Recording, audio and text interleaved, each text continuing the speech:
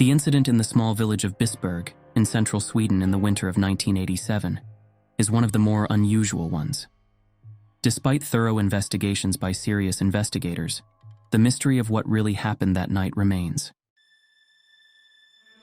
It is 5 minutes to 1 on the night of Thursday, December 31st, 1987. Karin and Rune Lagerstrand are fast asleep in their beds on this cold winter night when both Cinda, their border collie, and the cat make noises. They seem worried and want to go outside.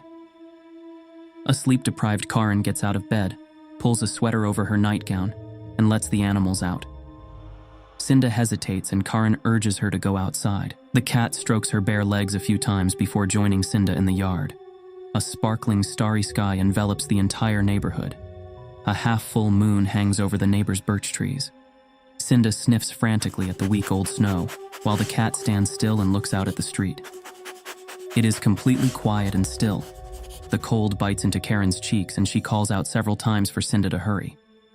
Finally, the dog sits down to pee, and as soon as she is done, she runs back to the front door. The cat follows closely behind, and Karin can finally shut out the cold. She takes off her sweater and crawls back into the warmth of her bed, hoping to sleep for many long hours. But soon Cinda is heard whimpering again, while the cat meows and tramples on the bedspread. As Karin tries to get her husband to go out this time, Cinda begins to growl and bark. Since her husband shows no signs of waking up, Karin decides to ignore the animals, as they have just been outside. But they don't give up and continue in the same manner until shortly after 3 o'clock, when her husband finally wakes up and they both decide to get up and get dressed to find out what the animals are up to. While Karin gets dressed, she looks out the bedroom window, hoping to see something that might explain everything, maybe some wild animal that is scaring the dog and the cat, but she doesn't see anything. She opens the front door, and both animals go out. Cinda runs down to the flagpole and stops dead in her tracks. She tucks her tail between her legs, and her teeth are chattering in her jaws. Thinking she must have seen a badger, Karin rushes back into the house to exit the house through the kitchen, toward the flagpole. As she walks through the kitchen, she notices that it is now 3:30, and as soon as she steps out the kitchen door, she smells a very strong odor of sulfur, and when she looks up, she sees an ice blue object shaped like a giant light bulb, hanging at the height of some birch trees, about 1,500 feet away from her. The object has a cold metallic blue color, while an aura of light gray haze with splashes of orange surrounds it. Although the object glows, none of the light is reflected in the trees. It is wider than it is high, and later Karin estimated the size to be 20 by 26 feet. While Karin is standing there, things start to happen at the bottom of the object. She sees a neck-shaped opening where lightning bolts come out that resemble long spears. They are straight like lances with a point at the front. The spears shoot out from the object all the time, one by one. It seems that the lightning is somehow ejected and then pulled back into the sphere. As she stands there, dressed only in her nightgown and a sweater, something happens that scares the hell out of her. Karin can feel her jaw clenching, and she gets goosebumps all over her body. But worst of all, she gets the feeling that something is sucking on her forehead over her left eye.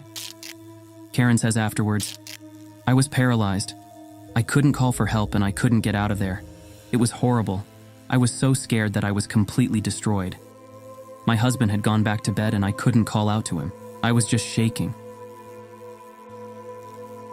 After about 5 minutes, the object suddenly disappears, sideways and down, and only then can she move again. But just as she turns around, her right shoulder blade stings. Just before her husband went back to sleep, he heard a buzzing sound like a car idling and thought it was the oil boiler that was acting up. But he was so tired that he didn't get up to check it. He later said that he also felt anxious and that the air seemed heavy. In the morning, he also discovered that his wristwatch had stopped. When Karin comes back in, the kitchen clock shows 25 minutes to 4 in the morning. Although the object is gone, the smell of sulfur remains. Both her dog and she smell of sulfur. Her skin is still lumpy, and her jaw feels stiff. While she makes coffee, the dog and cat calm down. Karin gives Cinda some candy and the cat goes to sleep in the closet. Around 4 o'clock, Rune takes Cinda for her usual walk and smells a strong creosote-like odor.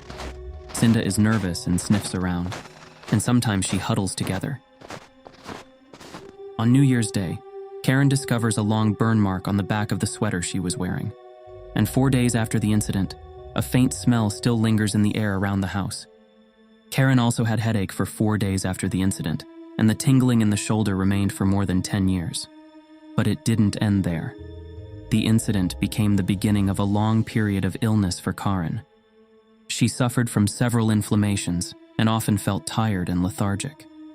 In February 1988, she was taken to the doctor to have a loose bone fragment removed from her right leg. The bone chip was later found to be calcified fatty tissue. To analyze the burn mark on Karen's sweater, some UFO investigators sent it to the Swedish Defense Research Agency for analysis, and by the end of June 1988, the answer came. The so-called burn mark was not a burn mark. The dark color was caused by fibers of a different and darker type being welded to the fibers of the sweater. The fact that a bundle of fibers was both transported and welded to the shirt in this way indicated a strong electrostatic phenomenon, with localized sparking at the relevant point on the body.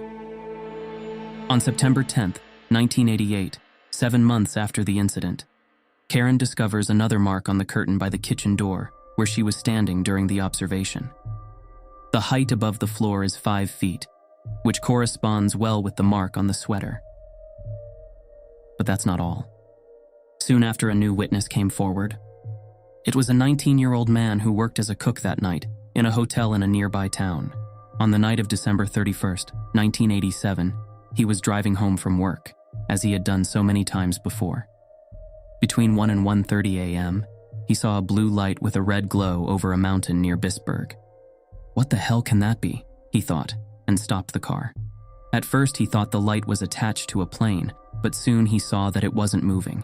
He probably sat there for about 10 minutes looking at the light through the windshield. I saw it very clearly, but I put it down and moved on.